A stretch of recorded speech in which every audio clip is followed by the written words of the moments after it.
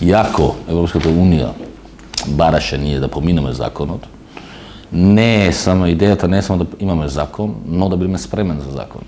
Не е само Министерство на животна средина кој ќе се донеси закон, тука ова е многу интерсекторијална соработка има потреба за тоа. Заради тоа ние сме дадале можност да имаме повеќе време да се координираме со другите институции. Добро. Да бидеме спремни, бидејќи тука и земеделие, транспорт, економија и сите другите.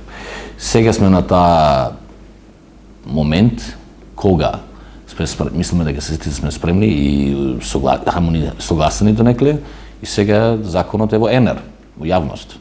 Тоа ќе трае 30 денови. Пред да се објавиме на ЕНЕР, ние сме имали и состанок со невладини организации, да слушаме и на тие мислења од тие.